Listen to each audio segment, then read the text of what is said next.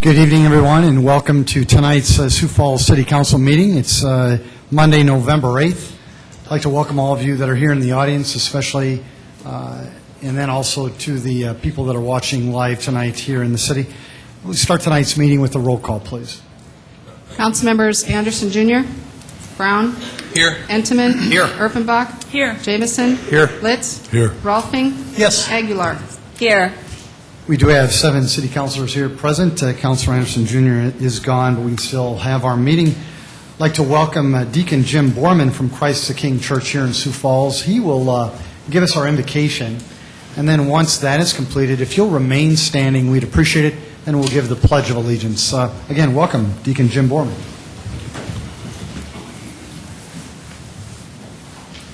Let us take a moment in silence to collect ourselves, to gather around our God.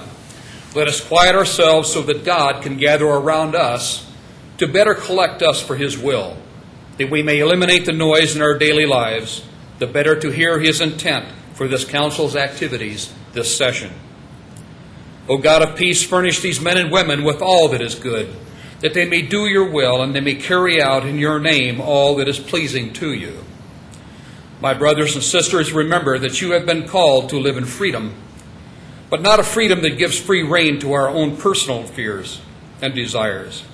Out of love, place yourselves in one another's service, and with deep concern for the community that you together serve.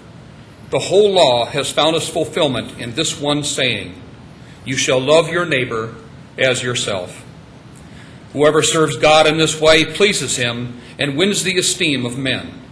Make it your aim, then, to work for peace and to strengthen our community of Sioux Falls by striving to hear and serve everyone in need. God has so constructed the body that there may be no dissension in the body, but that all the members may be concerned for one another. For if one member suffers, all the members suffer with them. Your love must be sincere. Detest what is evil, cling to what is good. Love one another with the affection of brothers. Anticipate each other in showing respect. Do not grow slack, but be fervent in spirit. He whom you serve is the Lord. Rejoice in hope. Be patient under trial. Persevere in prayer. O God, we pray that you bless the Sioux Falls City Council and make its works this period holy. Amen. Amen. I pledge allegiance to the flag of the United States of America and to the republic for which it stands, one nation, under God, indivisible, with liberty and justice for all.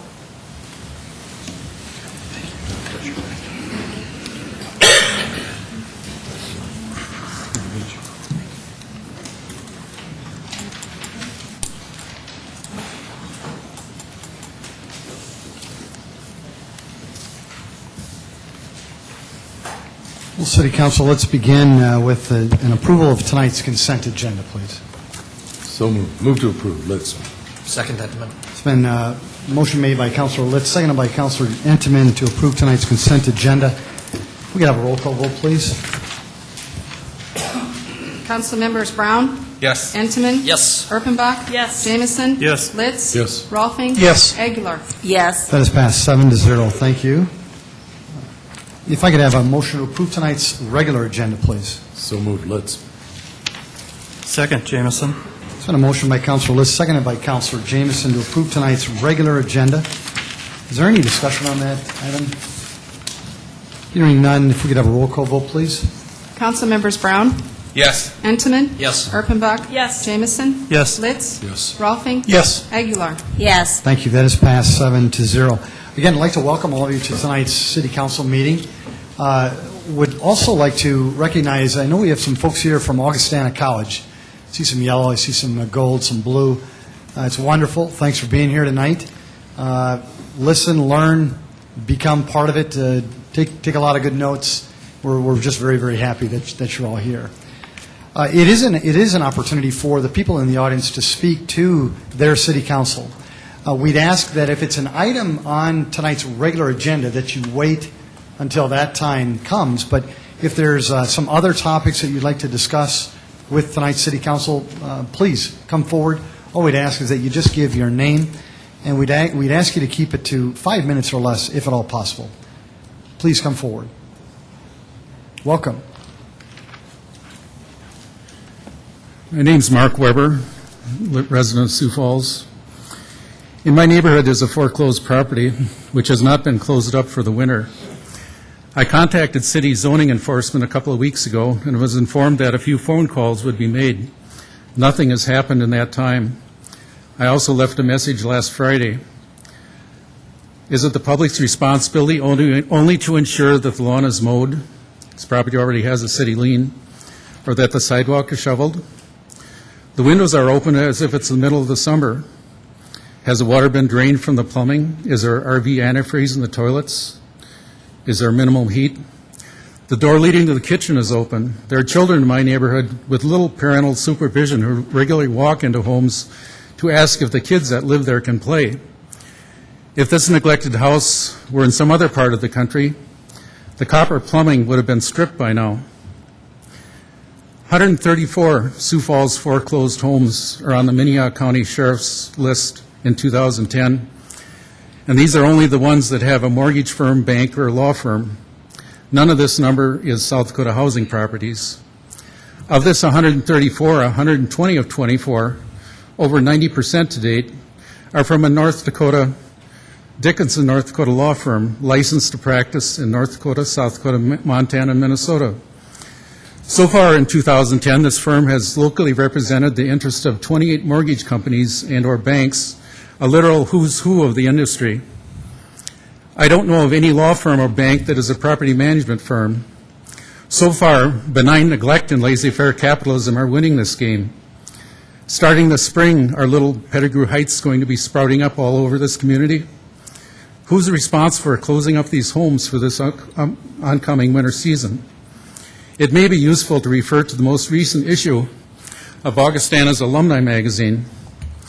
A student of an Augie economist has asked our planning department to compute the assessed value of residential and commercial property through the first 8 months of 2010 that has gone into foreclosure. The resulting figure is $29 million. This is more than the second quality of life bond issue. While it's debatable that a foreclosed property decreases neighboring property values, I am here in loving memory of a previous property owner of this foreclosed property. This deceased widow was a one-time babysitter of former Mayor Gary Hansen. Her husband built several of the grand homes that border McKinnon Park. My family has lived in this neighborhood since 1963. I have lived there continuously for the last 30 years. When I resided in New York State, I worked for a county planning department. I was asked to check out a possible location for jail expansion. This public structure was vacant and unheated for only one season, with a much milder winter than what we have here. I can tell you, it really wasn't a pretty sight. I'm sort of tired of this ongoing irresponsibility.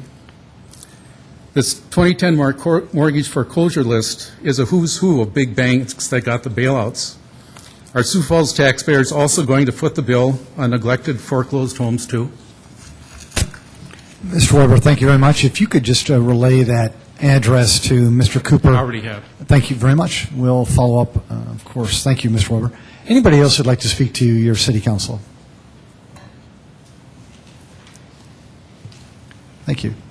If there are folks who'd like to speak, if you could just be ready, we'd appreciate it. Welcome. Just state your name, please. Good evening. Anita Wetch, 4505 Southridge Drive. Continue to be pleased to continue the dialogue relative to our important topic, the Event Center. Certainly have spent a lot of time with different members of the council discussing the process. We've had a lot of conversations about the process. I still believe that there's a lot of room for clarification and for transparency as we move through this. Have done some review with the RFP, a lot of questions about Phase 2 and Phase 3 as far as how that definition of the RFP is defined relative to the economic study. So a couple questions tonight. Clarification for a timeline of that economic study. When will the key elements of that be presented? And when will it be issued? Who will be allowed to review it for the completion of the elements that will be reviewed? And most importantly, when will it be done relative to the overall timeline that's been laid out for the event center conversation? Another thing that is lacking in clarity for me as I review is specifically the criteria of how the selection process will be done, specifically to the location. I see some criteria. I don't see any of the weighting of that or anything that would give guidance to the team who will ultimately be called on for that task of what those specific criteria pieces are, and most specifically what they should pay the most attention to, and a weighting system. And again, I encourage all of you that all of these conversations be very public and something that we'll all be allowed to weigh in as we go along. Certainly a lot of discussion about economic analysis. I think, again, we want to clarify that there's an important component of that, which is economic development, that will go along with that as well. So appreciate your further information as we move along. Ms. Wedge, if you could just stay, and I will apologize on behalf, I guess, of our technical abilities here. There was a 2-hour, almost probably an hour and a half presentation that was done today at 4 o'clock that went through just about every question that you answered, that you asked, except for maybe a couple. And so I apologize on behalf of the people of Sioux Falls. I guess it was recorded, and it will be able to be replayed online at Sioux Falls, www.siouxfalls.org. And Ms. Wetch, I think you'll find almost all of your questions will be answered on there, such as the economic development study, the commercial development study, the timeline, the aspects of that program, et cetera. I certainly understand that you couldn't watch it online today, but What is the timeline for the economic study?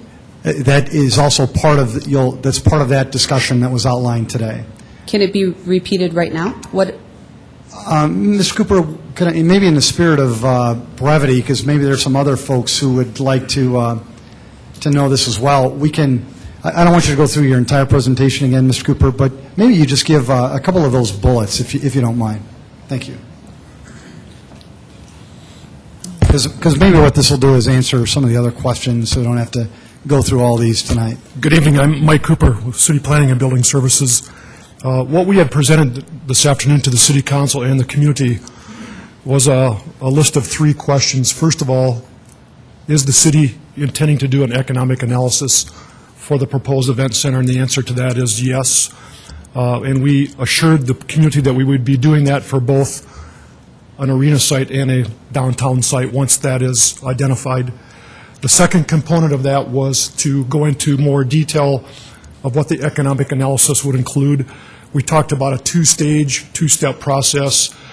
The first would be more of a traditional community-wide economic analysis. When you look at, once you've identified the location, the size, the amenities, the type of events that would go in there, then you can calculate direct and indirect spending. You can analyze revenue that would be generated from that facility, and you can put all that into a multiplier that will tell us what the overall economic impact would be, similar to what we do for the pavilion, the convention center, or the arena right now. The second part of that was to go in more specifically to an economic development analysis. And that is zeroing in more specifically on this question about a location has the potential to generate more development activity, whether it's entertainment or retail or other types of uses. And the consultant that we would bring in would be able to work with us as well as a local real estate expert to look at the market trends of today and in the future and to calculate what the economic impact of development would be, as well as what that development would be without an event center, either downtown or at the arena.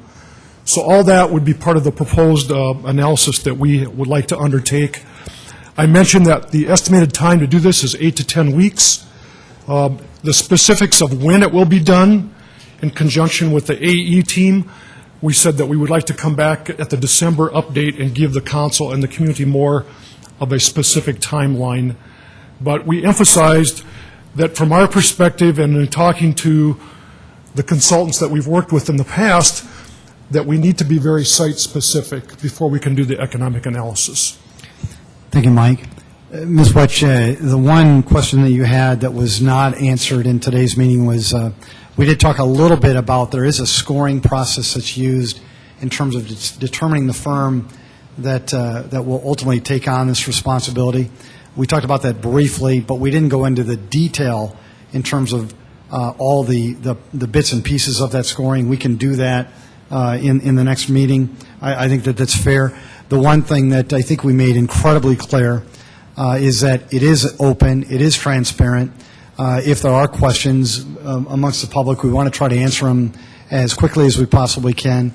We don't want any excuses, we don't want any controversy, and so we're trying to answer those as timely as we can.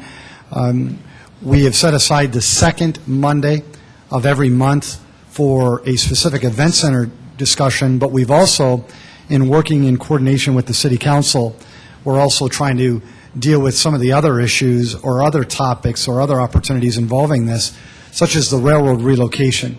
That discussion is next Monday. We talked about parking last Monday.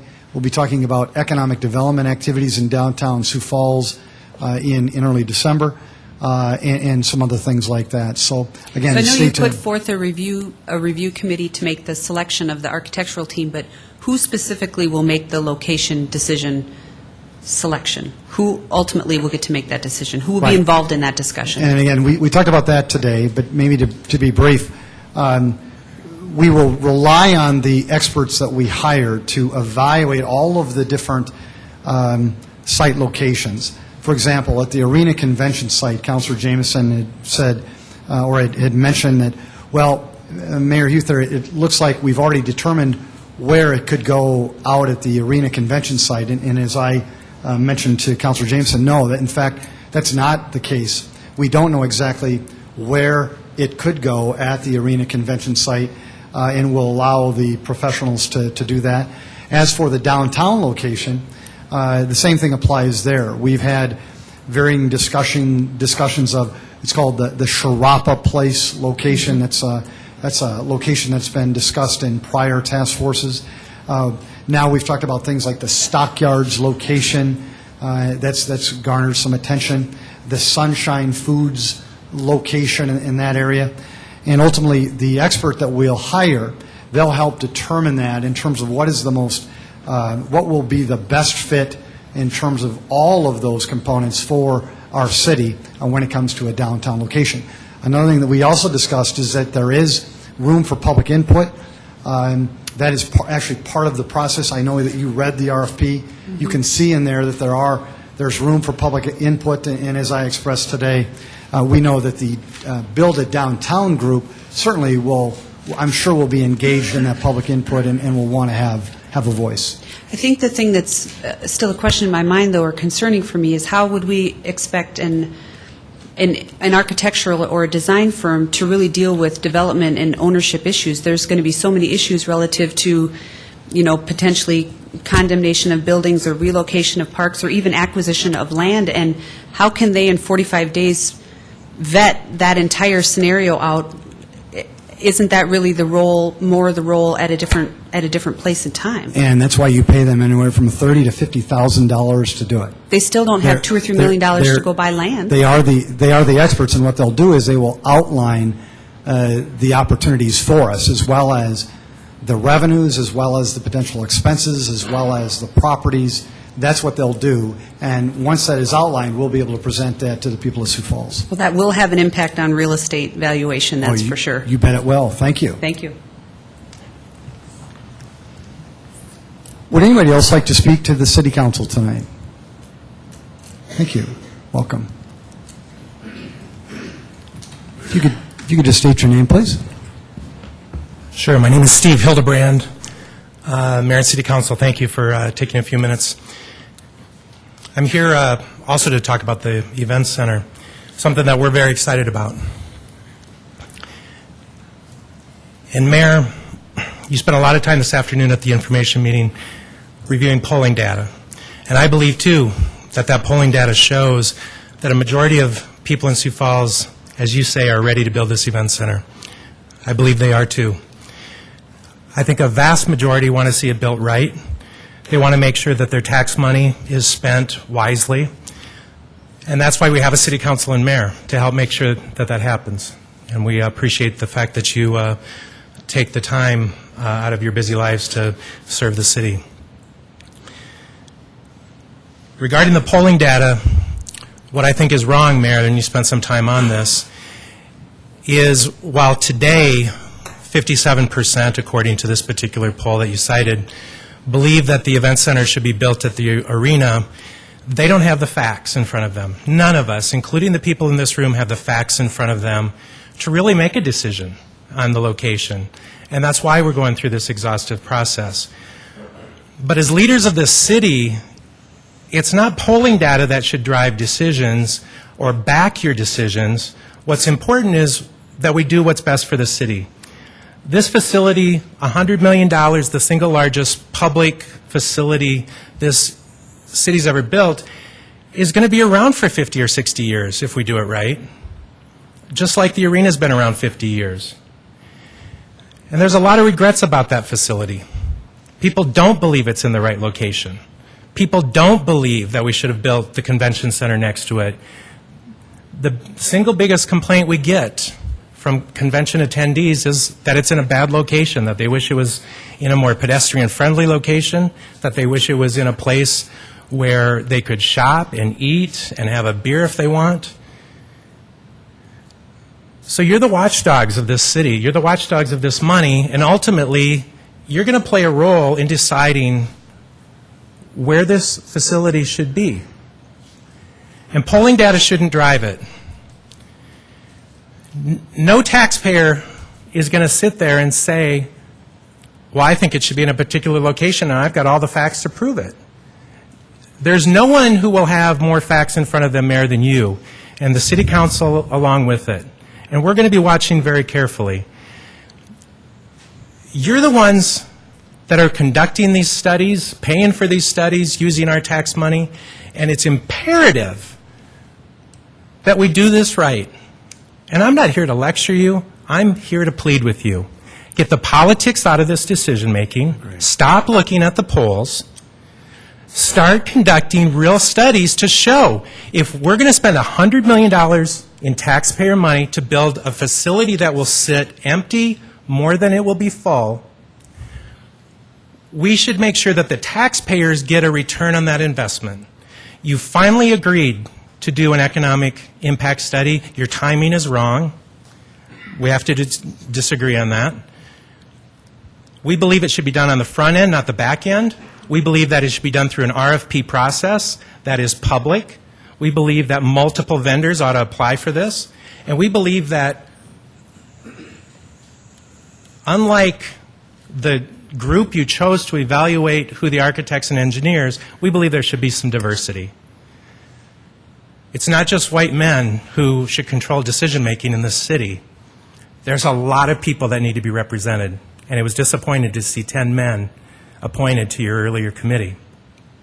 And I hope that will be reconsidered, not just for this point, but for every decision you make in public life.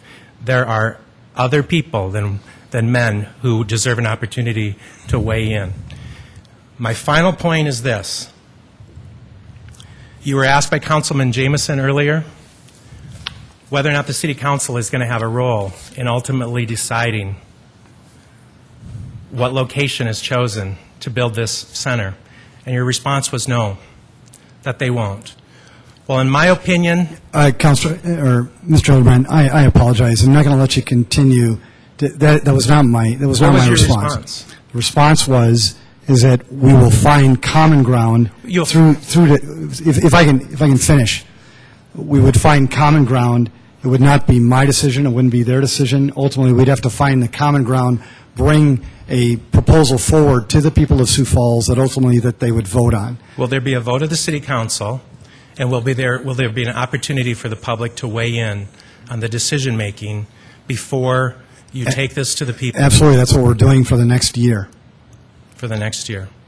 And we started that today. And again, I thank you for your time, Mr. Hildebrand, if I can. Secondly, I need to correct you.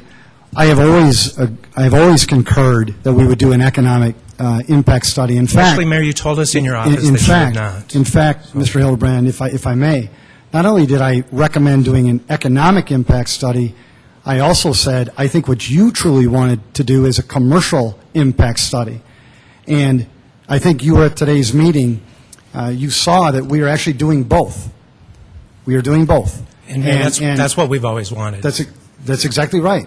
And we And we are believe it should moving. be done before a site is chosen. Right. And that is the one thing I think Mr. Cooper did a very good job today trying to explain. You still owe the people And again, Mr. an Hildebrand. explanation as to how a decision is going to be made on a final location. Very good. Mr. Mayor. Very good. Thank you. And now we'll Mr. come- Mayor, thank you. Yes. point of order, please. It's public input time. I would encourage you to not debate with citizens. I and to concur. I concur. Give him his 5 minutes, and let's please move on. Mr. Hildebrand, any more further comments? I hope you will keep a very open mind, Mayor. You've been very clear on the arena location as your desired location, and there's a lot resting on this that all of us taxpayers are investing in, and it's important for all of us to know that you're not partial, that you have an impartial view, and that things are going to be fair as we move forward. That's it. Mr. Hildebrand, thank you. In today's meeting, there was a point that was made in terms of the polling data, and it mentioned that 57% of the people of Sioux Falls would prefer the arena convention site. It also mentioned that 15% preferred the downtown location. And I was very specific, and you can watch it on Granicus, other than what Mr. Hildebrand said today. I said even though the numbers show an overwhelming majority would prefer it at the arena convention site, that we would still do both the economic development study as well as the economic impact study. We will do both. We are not going to let polling drive this decision. I was very clear with that. And so, again, no matter what you hear tonight, please watch it. It's about an hour long. You'll be able to see it on www.siouxfalls.org. And I think that will give you the transparency, the openness that you're looking for, and then you can evaluate it whether it is fair, balanced, impartial, and indeed professional and moving forward. Thank you. Is there anyone else who would like to speak? Please, welcome. Sir, if you'll just state your name, please. Thank you. My name is Greg Ellis, and I live at 305 West 2nd Street. And one thing I'd like to mention about this is economic development is not an event center. Economic development is jobs, good output, and stuff like that. And I really think that we're kind of putting all our eggs in one basket on something that we could be losing. I've got some points here against the downtown site, and I don't know if this is the appropriate time or not, but go back to history a little bit. Adam Smith wrote in 1776 that the way to come to a wealth of nations is for communication, and at the time that was roads, bridges, and canals. Of course, things have changed now because railroads weren't existing. Of course, he referred to our Revolutionary Wars, the disturbances in the North American colonies. But what we really need to do, if we got any money left of that $500,000 that was put away for development and drawings and stuff like that, maybe take half of that money, put a team together, and maybe with a retired mechanical engineer, somebody who knows production and stuff like that, and send them out to knock on doors. Talk to Caterpillar, John Deere, Westinghouse, General Electric, and try and bring a plant in. We're sitting in a good position right now because the Interstate Highway Commissioner, whoever that's holding up the railroad money, is going to release that probably within a year or two. We can make a location that's favorable to them, and maybe we can do that to bring a big plant that'll hire 800 to 1,000 people with good paying jobs, and we should concentrate on that. A couple weeks ago, one of the auto companies decided a new location for an auto plant in Alabama. What does Alabama have that we don't have? Because that's what we need to find out. You know, we talk about all this economic, that we're so great and stuff like that. How come 3M and Pillsbury and a few others out of the cities have not moved their headquarters here? We need to find out what's going on. But if we bring something that's got skilled jobs, even though they may be labeled as blue collar, they're still proud people. They might work with their hands. If you look at, if I was a recruiter for one of these companies like John Deere looking for a new site, I would look at the 5 top employers. Number one, we've probably got Sanford, Avera, Citibank, the city of Sioux Falls, and Morels. They would wonder where they're going to get a skilled workforce, even though our unemployment is down. So maybe we need to concentrate on that, get something going, get some people out there traveling, knock on doors, and tell them that we are open for business. Thank you. Thank you, Mr. Ellis. Thank you. Is there anybody else who'd like to speak to the City Council? Welcome. Good evening. Dave Syverson, and I'm on east side of town, Sioux Falls. And a couple of points I wanted to make have been made already, but there's just a couple I want to make, and then I'll get out of your way. Take your time, Dave. Sure. First of all, Mr. Mayor, you did bring up the poll, and I think that it is a valid poll. I'm not really surprised by the results, but I think I would also submit to you that this is the first real official poll that we've had on the topic, at least the one that I can remember, and I've been trying to follow this for quite some time. And I think all of us here would probably agree that I'm not sure you typically go off of the first poll. I mean, if we went off of the first poll for the mayor's race, you may not be where you're at today. I don't think you were the front runner on the first poll. You came from behind. It was an uphill battle, and I congratulate you on that. Thank you. So, the first poll is the first poll, but I would submit to you that that number probably has nowhere to go but up as far as support for a downtown event center. Again, for the same point that Steve made, that the facts that most people would want to make and want to have in front of them for a $100 million decision aren't out there yet. And I commend you on the fact that you're going to do the side-by-side analysis. That's what we've been asking for as part of this group of Build It Downtown.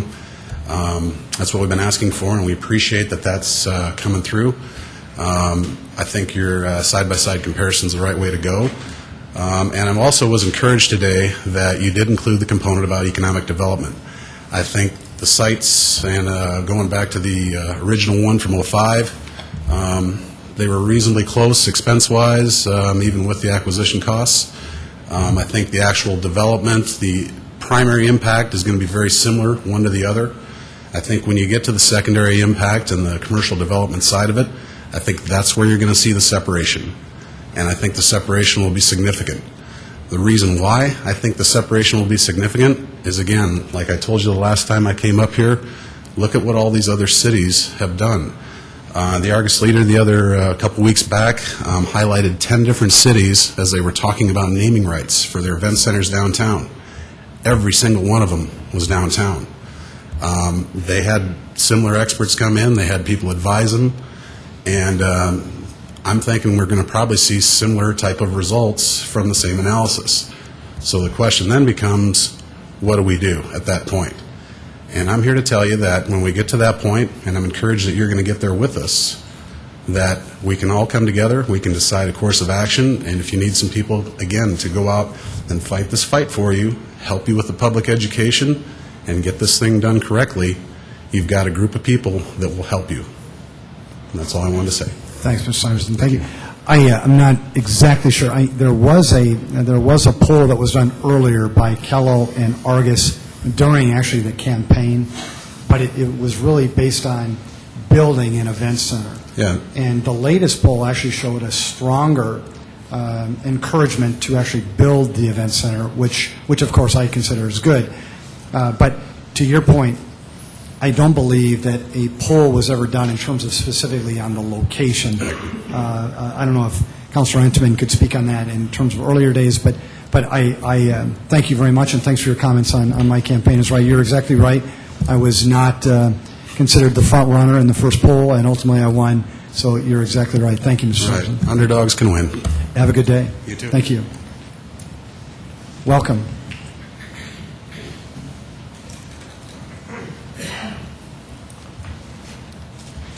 My name is Karen Johnson, and I live at 804 South Phillips. And I originally came this afternoon for two purposes. I live about 100 feet from one of the railroad tracks, and I love trains personally, but I did want to hear about the scheduling and how all of that was determined. But secondly, I also wanted to hear the discussion about the event center, because I have friends on both sides of the issue, and my math major from Augustana makes me a real numbers person. And the one thing that I have seen absent in this, or I thought was absent, and I tried to find out in the last couple of weeks, was where that economic impact, when it was going to be done and how it would impact things. And I heard that there were studies that had been done, and so I asked questions, and I was told that they had been a part of things, but nothing had specifically looked at location and economics. And so I talked to some of you individually. A couple of you were wanting to do the study ahead, and a couple of you were comfortable, from my visit anyway, that the economic study was going to happen as part of the overall plan. So I came this afternoon to hear the specifics of that plan, and I have to tell you I became more confused in the process. I heard very specific RFP plans and timelines, and everything I heard about the economic study was vague. Also, as I looked through things in the last 2 weeks, I looked at ordinances, and interestingly, tonight the council will consider the establishment of a new business improvement district downtown, or business improvement district for the city. And in my research, I found all sorts of things that had to do with the business improvement district for the city regarding downtown Sioux Falls, the ordinance that established a central business district for downtown Sioux Falls, and also the strategic plan for downtown Sioux Falls that is in place. And over again, the words that came out of those documents, those city documents, were that downtown was to be the central location for economic, entertainment, convention. Those words were in what I was reading. Where I really became confused was when the discussion this afternoon turned to the difference between a rec center and a convention center and an event center. Yes. Because I thought I understood that and everybody else in the room understood it. But clarify to me if I'm wrong, but what I heard from that was that we're not only looking at building an event center wherever that may be, but there's also a new plan for a convention center, or for downtown to be the center for conventions. Did I misunderstand that somehow? Yes. Okay. What we're talking about is an event center, as you know, Ms. Johnson. The convention center, we have one at the Arena Convention site. There's other convention and conference room across the city, for example, like at the Ramcota, for example. And there have been discussions among some private developers that they were considering maybe building some new conference rooms or convention space or flat floor space at places across Sioux Falls, including downtown. Because what I heard was that those merchants that I work with on a daily basis that had thought they were having discussions about an event center were told instead that they were having discussions about a convention center, and that was what was happening downtown. No, the event center discussion, as we talked about today, is a multi-purpose facility where you can have major events, basketball, hockey, rodeos, concerts, things like that. Including conventions. Actually, no. But that was on the sheet of all of the different things that would be there. It was hockey, soccer, ice, right. Conventions. For example, that would, again, just trying to clarify for you, Mrs. Johnson,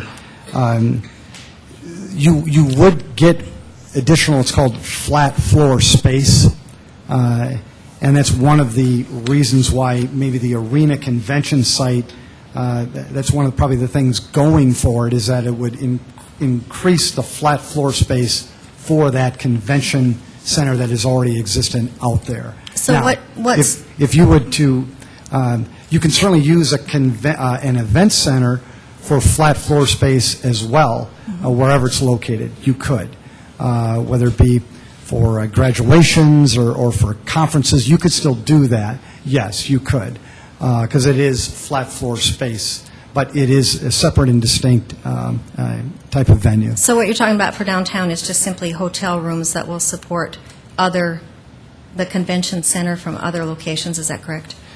Because I heard convention center and I heard downtown this afternoon. I know I didn't hear make that. We talked about potential private development of hotels and conference rooms in downtown, but that was private, not public. Okay, thank you. You're welcome.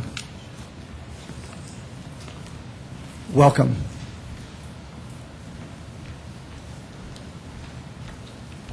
Hi, I'm Carter Christensen, Sioux Falls. Sorry, I've been sick. But I had a question about the review committee. I saw the list of people who were on it. I recognized a few. I just want to know how you guys chose that committee and why there were no women or anybody from the youth advisory, ethnic diversity, anybody from the arts, or any public residents on that. Sure. I can try to answer that. The way that these RFPs work in city government is that the very first criteria you look at is you take department heads within city government that will be intimately impacted or involved with that particular project. So in this case, you had, Mr. Christensen, you had Public Works, you had Finance, of course, because it's going to involve financing, you had Parks and Recreation, because some of the things that may be impacted will be potentially parks for parking. We had, it's of course economic development, as we've been talking about today, so that's where community development comes into play. And I'm missing one. Then Mike, I'm sorry, Mr. Cooper, in terms of planning and zoning and how that impacts the city. So that's how those 5 were chosen. Then what we did, Mr. Christensen, is looked for and again, this was expressed in today's meeting, and again, I apologize you couldn't see it, trying to find folks within the city of Sioux Falls that have been intimately involved in some major projects like this. Again, not identical, but similar in nature. And that's why they chose the folks that they did. It was based on their expertise, and there were folks who had just built new football stadiums or who had built other venues similar that Mark Cotter felt would prove valuable in the evaluation process. It wasn't done to eliminate someone of color or someone that was a female or someone who was younger. We were, I think Mark was truly looking for folks that had the expertise or that were very, very well qualified to fill that role. And to try to do it in a way that is unbiased and impartial and fair, and to try to give us the best return for this city, not only for my generation, Ms. Christensen, but for your generation and your kids as well. Okay. I also have another question. In your campaign, you said you didn't support adding convention space under the convention center, but now when I hear you speaking, you say, you just spoke last to the last person. You said that adding an event center out there would add flat floor space. What it does is it does it on its own. We're not going to increase the venue itself, Mr. Christensen, creates its own flat floor space. Okay. Could that create scheduling conflicts though? Having our arena being occupied by 3 sports teams and concerts and et cetera, could that potentially create a conflict between, let's say, a big convention like to come here, but they don't have enough space because the arena is going to be occupied by a concert or a sports team? And again, not speaking in favor of one or the other. Actually, this would make the conflicts less. Okay. And then a final question. I saw a KSFY investigation that they had. They asked, you asked, where will the event center go downtown after they were talking to you about build it downtown, that group. They asked, about downtown, et cetera, to you, and you said, well, where will it go downtown? And what I got as a citizen was that you were implying that you don't even think there's space downtown for an event center, but yet you still say that you support looking at the downtown? Mr. Christian, that again was one of the topics that was covered today. In that, and again, I'll try to be brief.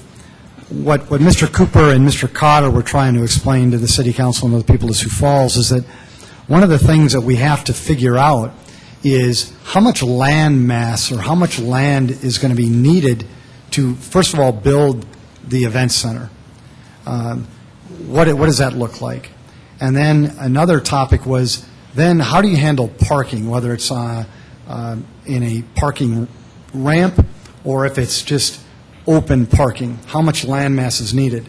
And then, once you determine that, then what they'll do is they'll take that and try to find a good location, not only at the event center the arena / convention site today, but also downtown. Okay. So I personally, I don't know that answer.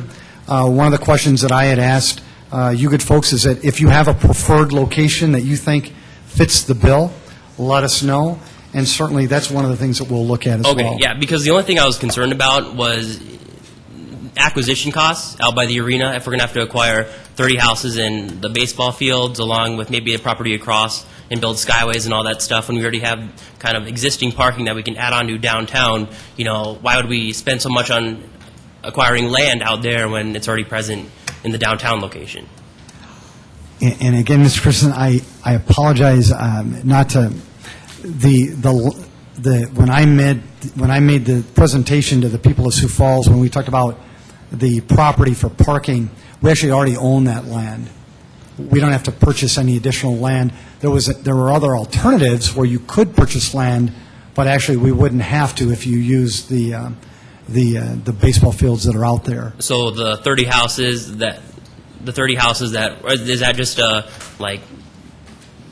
guess an option to Sure. building on those baseball fields and Yes. houses? Okay. Exactly. Okay. And there's many other alternatives as well, Mr. Christensen, such as building parking ramps and things like that. And that's what we tried to outline. If you go to www.siouxfalls.org, you can actually see the presentation that was given by me, and it kind of outlines that and all those alternatives that were outlined. Okay, I'll check it out. Thank you very Thank much. you. Thank you. I have a point of order, Mr. Mayor. Please. I appreciate people's passion on this here, and I appreciate your wanting to get this information on, but I think somewhere, and I'm pretty liberal, if I use that word without getting castigated, I'm pretty liberal about applications of the process down here, but somehow this is turning into debate the mayor. Yes. And normally, what we allow people to come up is do their 5 minutes, make their statement, and we maybe refer it. And somehow, we're going to wind up eating up a lot of the council time on this other business that we're supposed to be taking care of. So somewhere here, I hope that we can find a solution to this. Councilor Litz, I truly appreciate that. Thank you. Thank you. In that spirit, rather than maybe asking me questions, and again, because I want to be open, I want to be transparent, and I don't want to run away from any good questions, even if they're tough. I think in Councilor Litz's recommendation is a good one. If you wouldn't mind, rather than asking me questions, why don't you speak to the City Council as best you can, and then we'll move forward. So thank you. Welcome. Absolutely, Mr. Mayor. My name is Craig Markard. I live in Sioux Falls. And yes, I don't want to debate or ask questions. I want to make a statement. I'm a proponent of building it downtown. Not because I want to be on one side of the fence or the other, because I was right in the middle. 2 months ago, I was right in the middle. I didn't know what to do economically as a person and how to vote and make my opinion. But then I started thinking about my past. And I've had the fortunate ability to travel throughout the country and attend events at other cities. So I started thinking about the different cities that I've gone to. And the ones that come up to mind are the ones that have got a location that is downtown. I think of the times that I've gone to San Antonio and the times that I've been invited back and the memories and the thoughts that I've had about going back and wanting to go back because the event was downtown. There was all sorts of things to do as a visitor. And then I was thinking about the times that I was invited to locations that were outside of a concentrated area, like having to take a taxi ride from an airport to a suburb of Philadelphia, and then having an event there, and then looking forward to getting on the taxi so I can get back to the airport so I can get home. I'm a proponent of downtown because I don't want to pay for this out of my pocket. It's going to be a lot of money. And I want the folks that come to town to stop, stay for a while, spend a little extra money, whether it's $10 per capita or whatever. That $10 per capita is going to make a big difference. I don't know what those numbers are, but I'd really like to have an economic impact analysis of things side by side. My other point is the City Council and specifically yourself reference studies or polls. I believe that as professionals and as leaders, we shouldn't be referencing polls that are unscientific for a $100 million expense. I'm in the real estate industry, and I help people finance homes. Some of those are investment properties. Those folks would never, ever buy an investment property without knowing whether or not there's enough rent that can be earned with that investment before they would even approach buying it. I think the city needs to do the same thing. I don't want to have an event center that we've spent our money on in advance to where we have to pay for some of the expenses. I think the expenses can really be paid for by the folks that come and visit our city as well as the event. If they come to just visit the event, then I feel it's like renting to somebody and only requiring them to pay the expenses of gas, electric, and water and sewer, where the homeowner, the actual owner of the home, would have to allow that person to live rent-free. I don't think that that's a smart thing to do. I think that our event center home needs to be paid for by the tenant, including the folks that are mingling throughout the community and spending extra dollars and increasing the amount of sales tax throughout the city. I think that sales tax needs to help drive this decision. Thank you, That's Mr. all I got. McCourt. Thank you. Is there anybody? Yes, welcome. Good evening. My name is Andy Traub. I'm a Sioux Falls taxpayer. I only know most of you as yard signs, so it's nice to see your faces. I want to make a few points, and I think I'm pro-downtown for the event center, and democracy takes a lot longer sometimes, but it's a heck of a lot less bloody. So I appreciate the patience of the city council and the mayor as we get up here and yak. But I really feel like, as I'm younger than I think all of you, sorry, but I really feel like as a part of the future and as a person with young kids in the city, that for instance, this Saturday we went to the zoo, took about a 3-minute drive, and we're getting ready to head home. And I said, "Honey, let's just keep going and go downtown and walk around," which we did. And I actually heard from one of the downtown business owners, and I said, how was business today? And I do some business with her, and she said it was my 4th busiest day. This month? No, ever. What's the occasion? I don't know. It's just Saturday, And I heard another lady on her cell phone while I was in the store, and she said, "Honey, it's kind of late, so let's just eat downtown." And those are the kind of things that as a mayor and a city council you love to hear, because that means we've got stuff going on, right? And I've heard one of the big knocks is what's open after 6 o'clock if you want to have stuff downtown, And I know that downtown Sioux Falls is doing a study right now where they're trying to figure out from vendors, retailers, restaurants, are you going to stay open later? Because we got to have stuff for people to do if we're going to have a downtown event center, right? We don't want a ghost town when people leave the event. I think it's safe to say that people would probably stay open if they had 20,000 people kind of wandering the streets. And the reason I guess I bring up these points is that I don't think those are big jumps for us to see. But if you go out to the convention center right now, event center, Howard Wood, whatever you want to call it, friends, and no offense to you if you have a business on that side of town, but it's a ghost town. It's a ghost town with fast streets around the borders. There's not much going on. And I really feel like, as I'm looking to the future, if what's going on there isn't already vibrant, then adding something else there won't make it vibrant. I think we have a vibrant downtown. I think it's becoming more and more vibrant. And this is my last point, and it's kind of a joke, is I feel like coming to Sioux Falls and going to the convention center is like going to Paris and eating at McDonald's. What's the point? You're in Paris. You totally skip the city and you go to Mickey D's. And I feel like people come to Sioux Falls and they go to convention center. Are you kidding me? That's not Sioux Falls. Like, technically, is it Sioux Falls? But there's more closed hotels and restaurants around there than in downtown combined. And I'm just saying, it's a lovely golf course. There's some nice homes around there. Yes, there's plenty of parking for now. But frankly, I think that we have to have the guts, and I'm not going to talk about polls, but I think we have to have the guts to say, you know what, we want this downtown to be vibrant. And that is a hard decision, a very hard decision. And here's the great thing about this whole argument, debate, is I really think you guys all want the best for our city. I really do. I think we all disagree, and we're trying to get you guys to spend $50,000 before you spend $500,000. I think that's a good decision.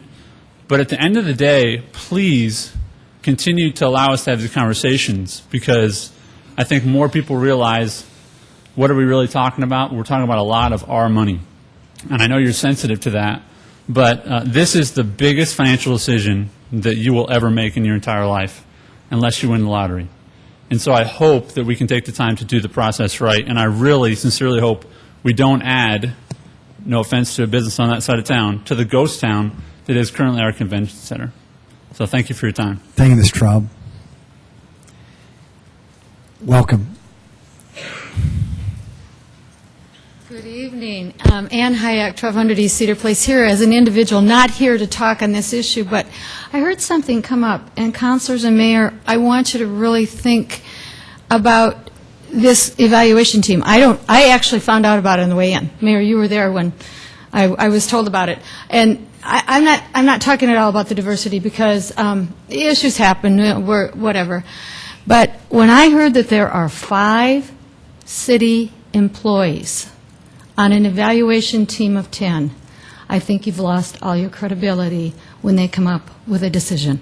I hate to say that, but we would never, ever consider it being an impartial when you have half of the group composed of employees of the city.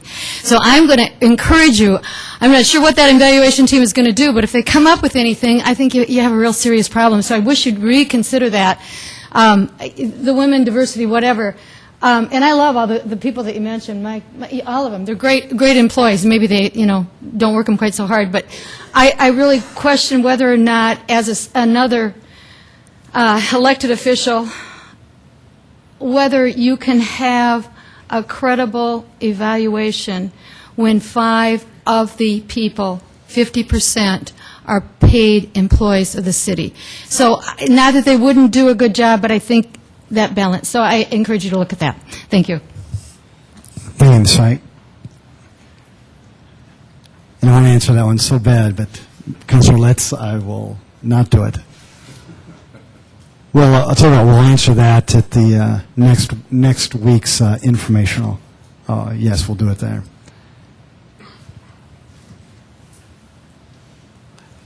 Well, thank you very much, Paul. Oh, Mr. Stenga? Didn't want to forget about you, sir. Tim Stanga. I went to the meeting at 4 o'clock. It's an eye-opener. First time I've been here, at 4 o'clock meeting. You learn a lot of things, whether you like them or not, But I know, talking to Bob, you can wrestle around as much as you want, but tomorrow we're going to be able to talk to each other. I just wish we could keep the politics out of this. Thank you. I don't care if you have a man, woman, I don't care what you have on this board. I think the people that you have on here are qualified to make the right decision for Sioux Falls, because they work for Sioux Falls. As I left after that meeting, I had 4 people call me and ask me what meeting that I was sitting in, or what meeting that we were sitting in, that we set $500,000 aside to for the arena, for the event center at the arena. There was nothing said about, matter of fact, I think it was even brought up at the meeting, stating that the money wasn't going to go towards any other site but the arena site. Now, maybe I heard it wrong. Maybe the 4 people that called me and heard it wrong. I don't know. I understood that the $500,000 was directed towards the arena site, and that's all it was going to be towards. It was not going to be towards the downtown site. Now, since we have people that come forward that have money and that have a little power in town and can push people around or think they can, it's the people, it's the voters that are going to make the decision. Not the people with money, not the people that come in with their suits on. There's 3 people here that voted on this $500,000. Urbanbach, Brown, and Jameson stated that this should have been brought to the people on this $500,000 being voted on. It was brought through the back door because of one reason.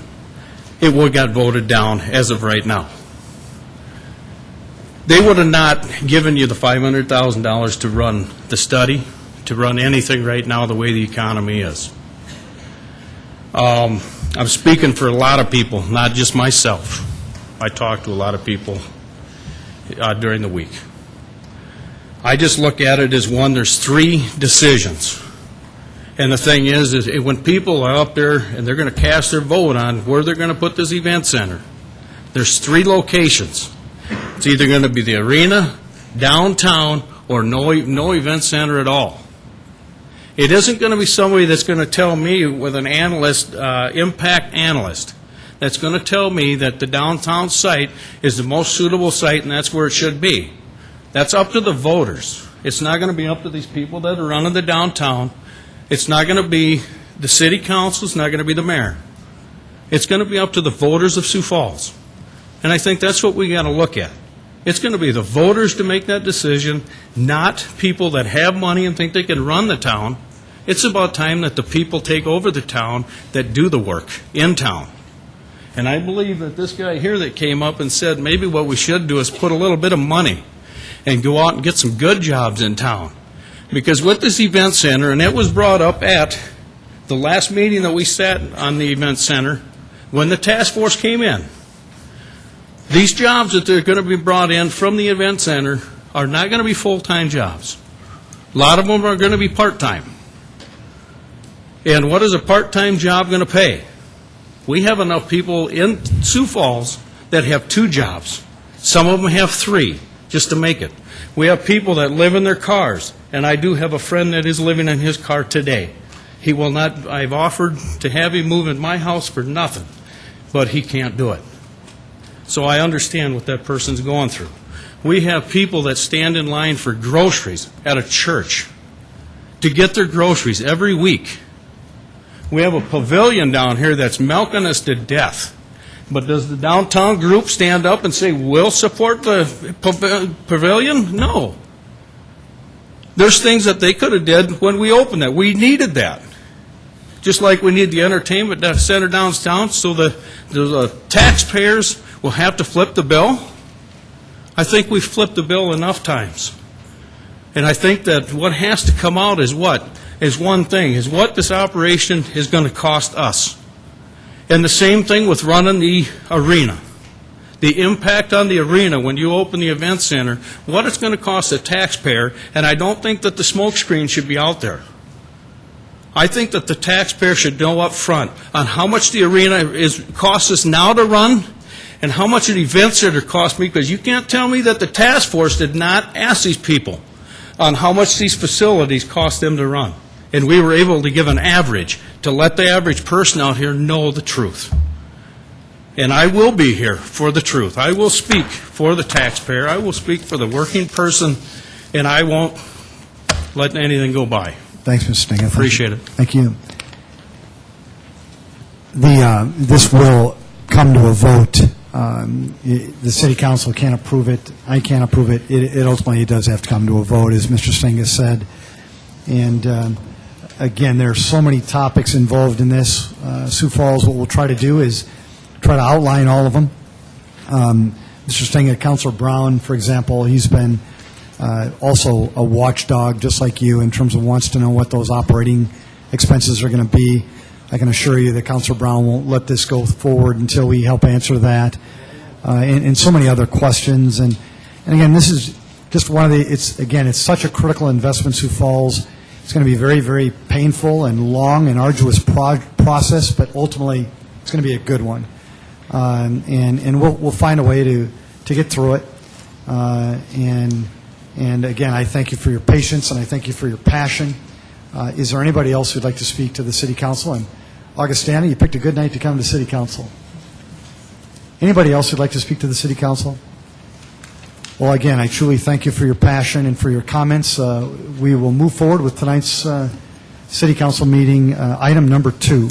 Item number 2 is a second reading, an ordinance of the City of Sioux Falls, South Dakota, approving the release of a permanent drainage easement in the northeast quarter of Section 14, Township 100 North, Range 50, west of the 5th PM, Lincoln County, South Dakota. Welcome, Chad. Good evening, Chad Heavey with the Engineering Division of Public Works.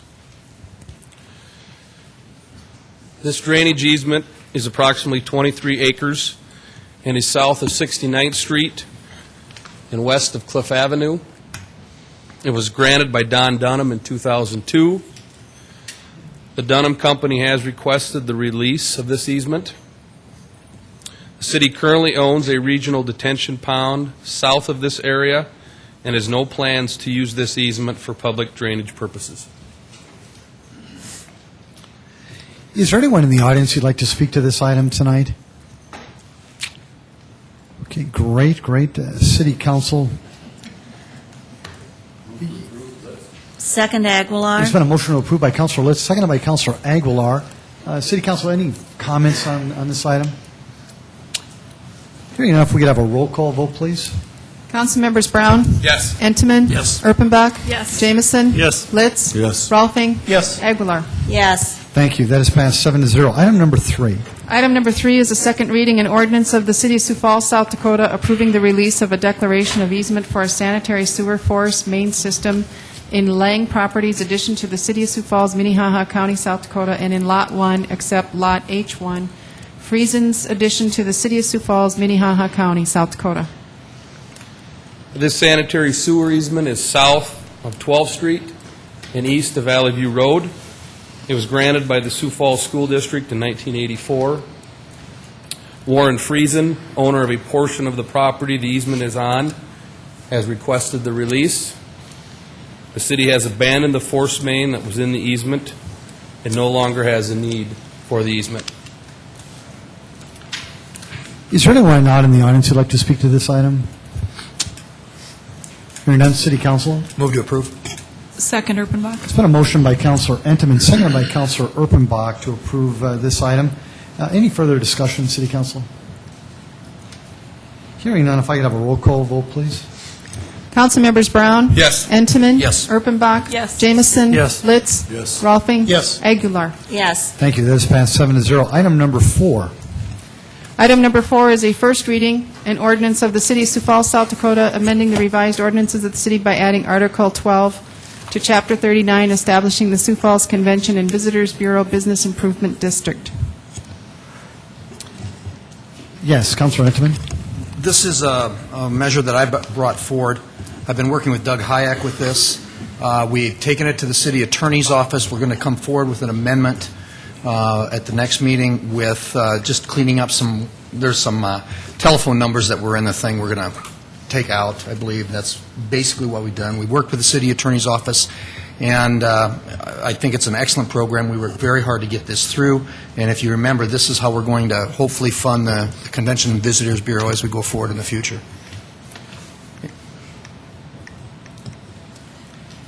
Would someone like to set a hearing date for Monday, November 15th at 7 p.m. on this item? So moved. Oh, wait, I'm sorry. We'll read the other 2 items first, Oh, then you want to do it all at once. Okay, great. Thank you. Councilor Rolfing, hang on one second, please. Thank you, sir. Item 5 is a first reading, an ordinance of the City of Sioux Falls, South Dakota, conveying Lot 1 except Lot H2 and Lots 2, 3, 4, 5, 8, 9, and 10, and vacated alley in Block 7 of Bennett's First Edition to Sioux Falls, Minnehaha County, South Dakota. Again, I'm Mike Cooper with City Planning and Building Services. I think Sioux Falls is a great place to be, by the way. So we would like to request that this item be withdrawn. This item will eventually request approval from the City Council to transfer ownership of property in the area of 11th and Duluth for redevelopment into affordable housing. There's some additional information that we would like to include in this ordinance, and so that's the reason that we're asking for it to be withdrawn, and we'll reintroduce the new ordinance for first reading on the November 15th meeting. And I would make a recommendation to council with your approval, when you set the hearing date and second reading for items, you could make that motion for items 4 and 6 with item 5 being withdrawn and do it in one motion. Thank you, Mr. Brown. Item 6. Item 6 is a first reading, an ordinance of the City of Sioux Falls, South Dakota, amending the revised ordinances of the city by amending Section 15.5-7, fees for tickets, as found in Chapter 15, fees. We have an agreement with both the Arena and Convention Center for them to collect certain ticket fees as outlined by city ordinance. And currently, the fees are remitted to the city, and then we turn them back to the appropriate funds of both of those facilities. As we went through our revisions to our management agreements and working with the attorneys and finance, we felt that there was a better way to do this transfer of funds. And so this ordinance would bring the process into conformance with our current management agreements. It will streamline the process so that the ticket fees will be collected and retained in the respective operating accounts of the Arena and Convention Center. There's no changes to the fee structure, and we're also striking out a 2004 fee section that is out of date. Thank you. And Augie students, these are all first readings, and that's why we don't open it up to public input. On the second reading, then the public can have the opportunity to speak. City Council, would somebody like to make a motion to have a second or a hearing date for Monday, November 15th at 7 p.m. on items 4 and 6, and as Tamara said, withdrawing number 5. So moved, Rolfing. Second. So a motion to do just that by Councilor Rolfing, seconded by Councilor Jameson. Any further discussion? If I could have a roll call vote, please. Councilmembers Brown? Yes. Entenmann? Yes. Erpenbach? Yes. Jameson? Yes. Litz? Yes. Rolfing? Yes. Aguilar? Thank you. That is passed 7-0. Thank you. Item number 7. Item number 7 is a resolution approving the special assessment roll for construction of grading, gravel, curb and gutter with driveway approaches, sidewalk, storm sewer, concrete surfacing, water main, water services, sanitary sewer main, sanitary sewer services, and street lights on West Madison Street from North Marion Road to North Valley View Road.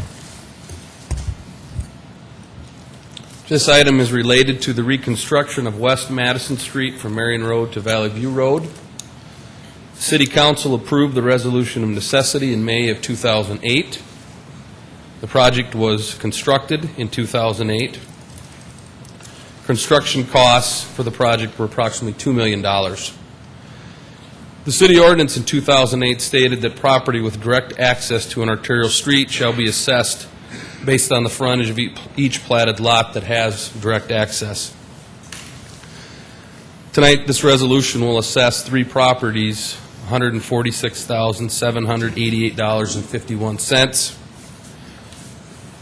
Parcel A is unplatted and is being assessed $14,808.86 for sanitary sewer pipe and a sanitary sewer service line. Parcel B is platted, has direct access to the arterial street, and is being assessed $70,009.21 for grading, gravel, curb and gutter, surfacing, a driveway, sidewalk, water main, a water service, sanitary sewer pipe, and a sanitary sewer service line. Parcel C is platted, has direct access to the arterial street, and is being assessed $61,970.44 for the same items that Parcel B is being assessed for. Is there anyone out in the audience who'd like to speak to this item? City Council, anybody here have any questions, comments, or would like to make a motion? Move approval, Erpenbach. Second, Aguilar. Councilor Erpenbach's made a motion to approve. It was seconded by Councilor Aguilar. Any further discussion? Roll call vote, please. Councilmembers Brown? Yes. Entenmann? Yes. Erpenbach? Yes. Jameson? Yes. Litz? Yes. Rolfing? Yes. Aguilar? Yes. Thank you, City Council. It's passed 7-0. Item number 8. Item number 8 is a resolution vacating the public right-of-way on alley on Track 14 County and Odd Subdivision Southwest 1/4, Section 16-101-49 south of East 8th Street, as shown on the exhibit. This right-of-way is south of A Street between the city-owned A Street parking lot and the former Schoeneman's Lumber. This alley is improved. The petition was initiated by Craig Lloyd. If vacated, this right-of-way will be used for future development. A utility easement will not be maintained, and a neighborhood meeting was not required. Anyone in the audience like to speak to this? Yes, sir. Welcome. Welcome. Hi, Chris Torkelson, 1408 West Waterstone Drive, here on behalf of Lloyd Companies, and here to answer any questions if you should have some. Thank you very much. Appreciate it. Don't leave. City Council, any questions, comments, or anybody like to make a motion? Move to approve. Second. Councilor Entman's made a motion to approve. It was seconded by Councilor Litz. Any further discussion, City Council? Ms. Torkelson, thanks for being here tonight. Thank you. A roll call vote, please. Councilmembers Brown? Yes. Entman? Yes. Erpenbach? Yes. Jamison? Yes. Litz? Yes. Rolfing? Yes. Aguilar? Yes. Thank you very much. That's passed 7-0. Item number 9. Item 9 is a resolution vacating the public right-of-way on section line right-of-way on Lot 5, Block 7, Bennett's first edition as shown on Exhibit A. This right-of-way is unimproved, is south of 11th Street, just west of Spring Avenue. The vacation was requested by the city's planning office. If vacated, this parcel will be a part of the redevelopment of this area into a multifamily mixed-use structure. A utility easement will be maintained. It was recently discovered that there is 33 feet of platted right-of-way north of this alley, and that's what we're looking at vacating tonight. Anyone in the audience would like to speak to this? Very good. City Council? Move to approve. Brown. Second, Entman. Councilor Brown's made a motion to approve, seconded by Councilor Entman. All those, if we just have a roll call vote, please. Councilmembers Brown? Yes. Entman? Yes. Erpenbach? Yes. Jamison? Yes. Litz? Yes. Rolfing? Yes. Aguilar? Yes. That is passed 7-0. Item number 10. Item 10 is a resolution vacating the public right-of-way on north 10 feet of East 10th Street adjacent to Lot 6, Fred Assa Memorial Edition. This right-of-way is unimproved and east of 6 Mile Road. The petition was initiated by Steve Van Buskirk. A utility easement will be maintained. When this parcel was platted, this section of 10th Street was classified as an arterial street, which requires 50 feet of right-of-way on both sides of the center line. Since then, this section of 10th Street has been reclassified as a major collector, which requires 40 feet of right-of-way on each side versus the 50. Tonight's resolution will vacate the northmost 10 feet of right-of-way that is not needed. A neighborhood meeting was not required. Thank you, Chad. Would anybody like to speak to this item? City Council? Move to approve, Entman. Second, let's. Then a motion by Councilor Entman, seconded by Councilor Litz to approve item number 10. If I could have a roll call vote, please. Councilmembers Brown? Yes. Entman? Yes. Erpenbach? Yes. Jamison? Yes. Litz? Yes. Rolfing? Yes. Aguilar? Yes. That is passed 7-0. Item 11. Item 11 is a resolution vacating the public right-of-way on East 9th Street from North Mabel Avenue to North Blavet Avenue. This portion of 9th Street is improved. The petition was initiated by the Communication Services for the Deaf. A utility easement will be maintained. The petitioner plans to use this vacated right-of-way for future development. A neighborhood meeting for the right-of-way vacation was not required, although it was brought up in a couple different meetings. Anyone in the audience like to speak to this? Welcome, sir. John Engelhardt of Architectural Guild. Very briefly, the owners of the property look forward to a housing development there on the site, being supportive of the regional housing area. Any questions? Mr. Engelhardt, thank you so much. Any questions of Mr. Engelhardt? Very good. Thanks for being here tonight. We do appreciate it. Chad, another comment? City Council, any questions or motion? Move approval, Erpenbach. It's been a motion by Councilor Erpenbach to approve this, and it was seconded by Councilor Litz. All those in favor, or if we just have a roll call vote, please. Councilmembers Brown? Yes. Entenmann. Yes. Erpenbach. Yes. Jamison. Yes. Litz. Yes. Rolfing. Yes. Aguilar. Yes. Thank you. It's passed 7-0. Mr. Engelhardt, thanks for making the investment in Sioux Falls. We appreciate it. Item number 12. Item 12 is a resolution approving an addendum to the joint cooperative agreement for renovating the Sioux Falls Coliseum and providing space for the Multicultural Center.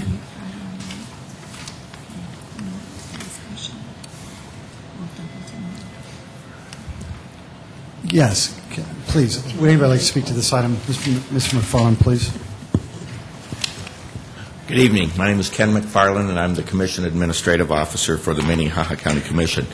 This is an addendum that the County Commission has, in fact, approved already. We've been in negotiations with the state of South Dakota as far as addressing some changes that we thought were necessary in the original agreement, which was dated in 2002.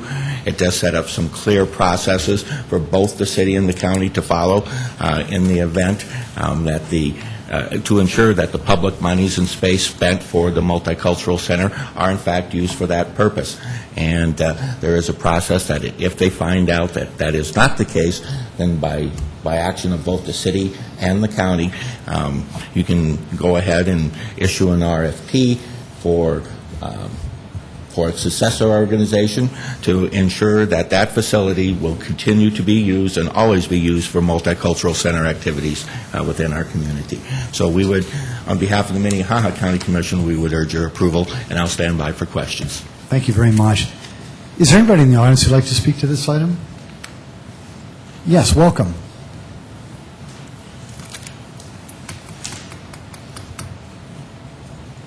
Good evening. My name is Jan Nicolai, and I am founder, board member of the Multicultural Center.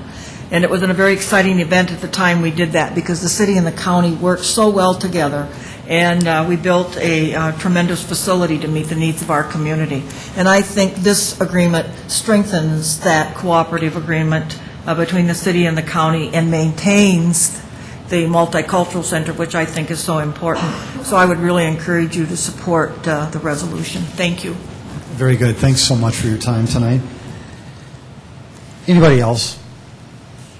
Very good. City Council? Move to approve. Litz. Second, Brown. It's been a motion by Councilor Litz, seconded by Councilor Brown to approve this resolution, item number 12.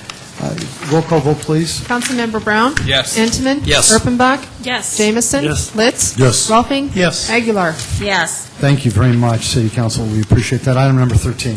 Item 13 is a resolution authorizing the City of Sioux Falls to gift to the City of Harrisburg 10 liquid tanks.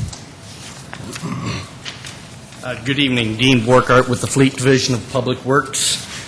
Bringing tonight the resolution requesting the authorization for the City of Sioux Falls to gift to the City of Harrisburg 10 liquid tanks. A total of 113 liquid tanks were declared surplus by the Fleet and Street Division and placed for sale on the Sioux Falls City Auction earlier this year. The City of Harrisburg has shown interest in obtaining 10 of these tanks. A little background, originally they were used in combination, as you can see on your screens. The liquid tanks held the calcium chloride and were mixed in application with the salt that was in the spreader itself. Approximately 4 years ago, the street department went away from this application due to inconsistencies with the application of the liquid and problems in that. Since that time, we have pre-mixed the calcium chloride and salt prior to placing it into the sander trucks, eliminating that piece of the operation with the liquid application, and thus eliminating potential downtime due to problems with those tanks. The remaining 103 tanks were sold at city auction for a total of $25, so there is not considerable value. So we ask your permission to donate those tanks to the City of Harrisburg. Is there anybody in the audience who's against this or for it? Very good. City Council. Move to approve, Entenmann. Second, Aguilar. So a motion by Councilor Entenmann to approve this. It was seconded by Councilor Aguilar. Any further discussion on donating these tanks? Roll call vote, please. Councilmembers Brown? Yes. Entenmann? Yes. Erpenbach? Yes. Jamison? Yes. Litz? Yes. Rolfing? Yes. Aguilar? Yes. Thank you. It's passed 7-0. Item 14. Item 14 is a resolution authorizing the mayor to make application for clean water and drinking water state revolving funds and designating signatories for the loan documents. Good evening, Mayor and City Council. Mark Cotter with the Office of Public Works. Just a few slides here. The key here is this is only to make application. The debt ordinance, I'll show you, that comes in mid-December. There'll be a detailed presentation that will engage legal, the finance department, our rate modelers, and also we'll have even more of our assessment done. But just to highlight, we do have this as an annual step that we, as a government entity, can access state revolving loan funds for rebuilding infrastructure. The key is these projects are in the capital plan. The large difference is we're making a recommendation to accelerate the Central Main, which is the backbone sewer of the city of Sioux Falls. We have two large sections. One was planned in 2012. The other was planned in 2013. We've talked internally. We've also sourced contractors and believe that it can all be done in 2011. And based on what we've seen and the capacities that we will achieve, we would recommend that we accelerate those projects. But again, tonight's few slides will just open the door to tell you that this is only to make application to those programs, and we also have a series of drinking water projects. Okay, to highlight the schedule, tonight is the resolution to allow the mayor to make application. On December 13th is the first reading of the debt ordinance. January 3rd is the second reading of the debt ordinance, and again, we will support this with our rate modelers as well as multiple departments of the city, and to work toward having funds available so we can bid these projects just after the 1st of February.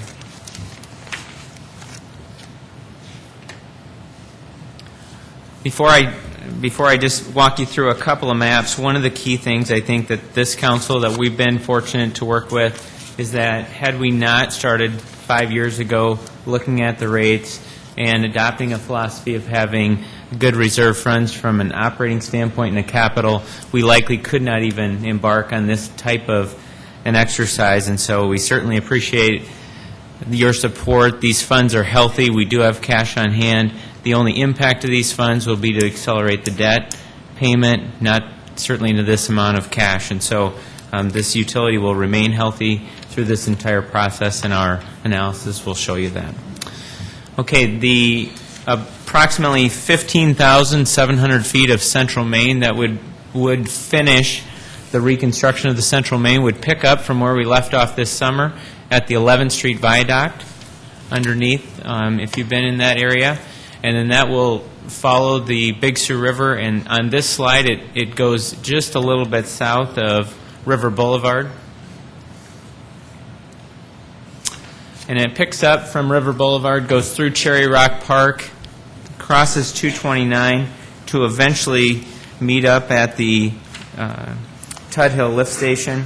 And if you look at the lower captions that are in that area, I don't know if I point, the capacity that's highlighted is at the Tudhill lift station. The pipe that we discharge that lift station into today is an existing 42-inch pipe that has a capacity of 20 million gallons per day, and upsizing that with a 54-inch pipe will provide us 47 million gallons per day at that same slope. So a significant increase.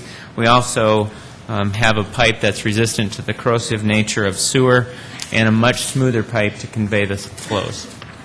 Mark?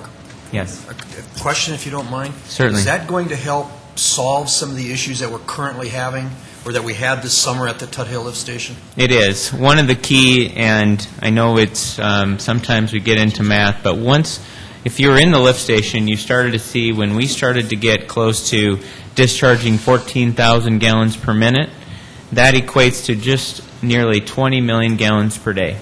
And that's the exact capacity of that pipe.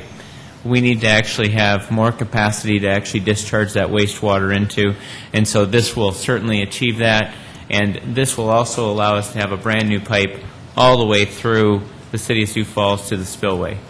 And then you're going to continue with all the other measures you've implemented this summer, such as monitoring the flow, looking for other breaks and all those kinds of things to ensure we're not going to have those same problems?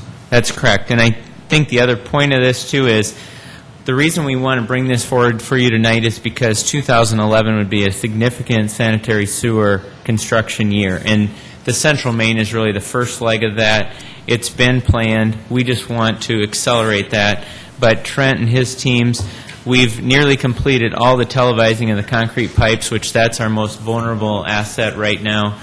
All the flow monitoring devices are in place, and after January 1st, we'll come back and share with you what we've found and potentially where we go from here with other infrastructure improvements. But this is our first step, and we don't want to miss this first round of funding because we want to maximize our construction year of 2011.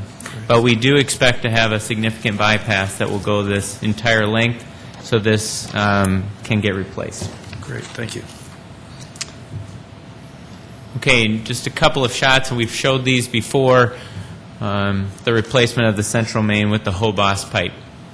This is the same type of pipe that we used to line the 850-foot pipe that collapsed earlier this year. Just a graphic that shows sometimes it's hard to visualize that when you replace a 48-inch pipe with a 60-inch pipe, you don't feel like you're achieving a lot, but you do achieve a significant amount. Here's two pipes that are laid at the same grade, but you can see the additional capacity that you get when you go from a 48-inch up to a 60. We could do this for a series of pipes, but essentially if you had an 11 million gallon capacity remaining in a 48-inch pipe after you flowed 11 million gallons through it, if you put that same amount of flow in a 60-inch pipe, you have nearly 59% increase in flow area. So you have a significant amount of capacity that you can put more flow into. So always good to have visuals. Another key component of this same loan will be to do a series of small projects that we do each year. Pipelining. Pipelining was one of the products that we evaluated before we selected the slip line. We do a significant amount of pipelining each year.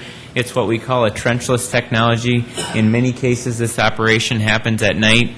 While you're sleeping, these specialized contractors come in. They'll work between two manholes, and it's called cured-in-place pipe. And essentially, it'll take a pipe that has leaking joints, it potentially has some structural issues, and once the new pipe is put into place, it's cured, it does not rely on the old pipe for any structural integrity. It's its own pipe. And it's also, the flow characteristics are fantastic. We'll have another series of lining projects that we'll include in this loan to continue to make our system tighter and flow better.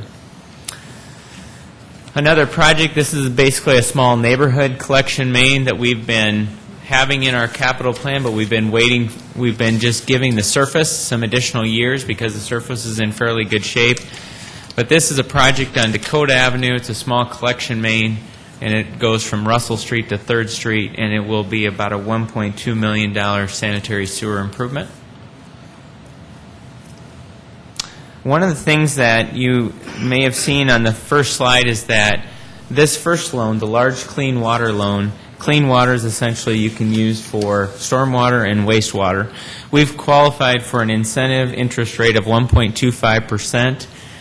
That's down from 2.25%, and what they're asking us to do is take those dollars that you would have normally paid in interest and spend it on making water quality improvements on the Big Sioux River north of the city of Sioux Falls. It's called non-point source bank stabilization or riparian buffers. There's a series of projects that were done over the course of the last year and the prior year that we will continue to try to, as you look at that picture in the upper left, you'll see that that bank is sloughing off. In many cases, it's vertical.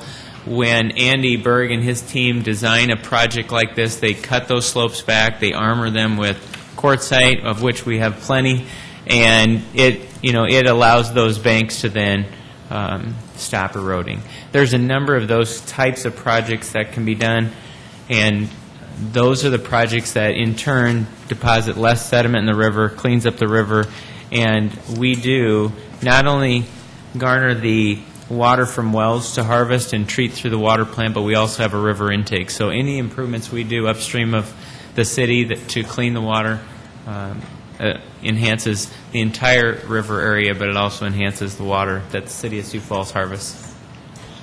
Okay, just a few projects. These are very routine that you've seen year after year. We're going back into Western Heights for water main improvements.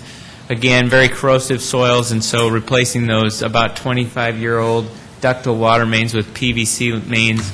There's some valve projects. There's a number of other water main bottlenecks that are throughout the city that are included in this loan. And again, this type of a loan is fairly common for the city of Sioux Falls to access on a routine basis. And again, we can only government entities can access the state revolving loan funds. With that, if you have any questions, I can answer them. Is there anyone in the audience who'd like to speak to this item? City Council?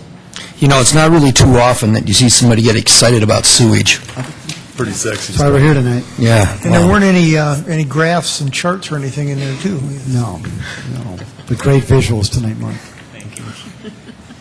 City Council, any motion here? Do we need a motion to approve a resolution? Is that what we're? Yes. Okay, then I would move to approve this resolution. Second. There's been a motion by Councilor Litz to approve this resolution, seconded by Councilor Entenmann. Any further discussion on this? Roll call vote, please.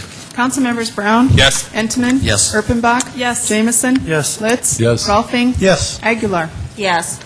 Thank you, City Council. I personally want to thank you for approving that as well. Thank you. That's passed 7-0. Item number 15. Item 15 is a resolution approving diagonal parking on 3rd Street.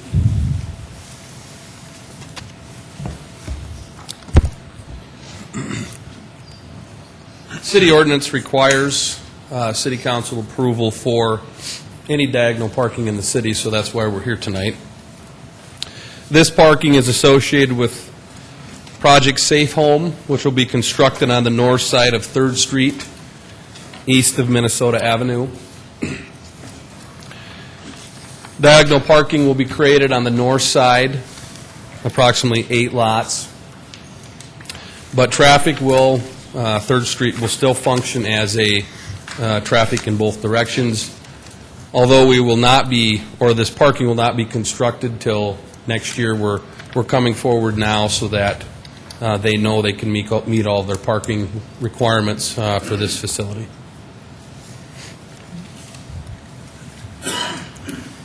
Is there anyone in the audience who'd like to speak to this?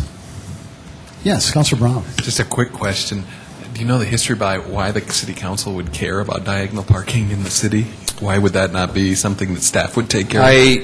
I don't know. I don't know the history, but Dallas would probably know. It's okay. I was just curious. But it's a ordinance, so that's why we're here. Thanks, Chad. Mr. Mayor? Chad? Yes. Go back one slide, would you? Explain where I am. North Minnesota. 3rd is, the safe house, You're looking at, just south of there is the law enforcement. This is the law enforcement. Okay, now I know where I'm at. Yep. Okay, thank you. City Council, yes, Councilor Jamison. As far as the diagonal parking goes, I would assume that because this parking is away from the norm, and when you back out, you're actually vulnerable. So it's not as safe as everybody's accustomed to, and I think they're wanting to make acknowledgement of that. Not a big deal, but I think that's the reason we vote on it, but just my opinion. The other is that when you plow this, you're going to still plow this as though it's part of the street. You'll plow that parking? I guess that's something I haven't thought about, but I will probably have to follow up. That'd be a heck of a win road. I know the parking will be, that parking will be in the public right-of-way. So it probably would be. Yeah. What? Yeah. That'd be a place for the snow gate to be tested. Mr. Mayor? Yes, Councilor Litz. Since this Herculean task has been appointed to us, I'd like to make a motion that we accept this resolution. Thank you, Councilor Litz. Is there a second? Second, Aguilar. Been seconded by Councilor Aguilar. If I could have a vote on this, please. Councilmembers Brown? Yes. Entenmann? Yes. Erpenbach? Yes. Jamison? Yes. Litz? Yes. Rolfing? Yes. Aguilar? Yes. Thank you. That is passed 7-0. Well, Augustana students, I wanted to welcome you tonight. These, just to kind of give you a flavor, these city councilors that are part-timers, or they're supposed to be part-timers, They don't get paid a lot of money at all to do this. They've been here at least since 4. They're going to be home by about 9, 10. Many of them had meetings even earlier than this today. They do it because it's fun to them. Yeah, they're a little crazy. It's fun. It's rewarding. It's stewardship at its finest, and they actually care a lot about their city and the people that they were elected to serve. I tell you, we need more young people like yourself involved in government, whether it's county government, city government, state government. Just get involved. But we're very, very honored that you would stay the entire meeting. Whoever your teacher is, boy, they laid the hammer down on you. But it's wonderful to have you here. We really do appreciate it. And you learned a lot. I tell you, we talked about economic development, sewage pipes, railroads, diversity, this event center deal, parking, you name it. So welcome so much. We're glad to have you. City Council, should we give these young men and women a round? Mr. Mayor?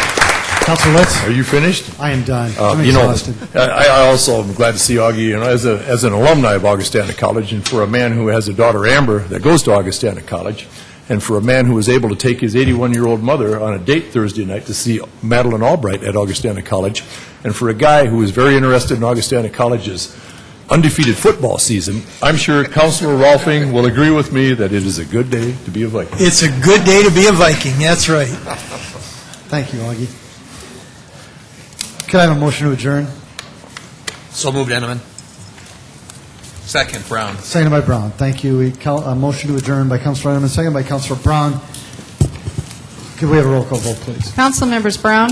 Yes. Entman? Yes. Erpenbach? Yes. Jamison? Yes. Litz? Yes. Rolfing? Yes. Aguilar? Yes. Thank you, Sioux Falls. Thank you, City Council. It was a great night.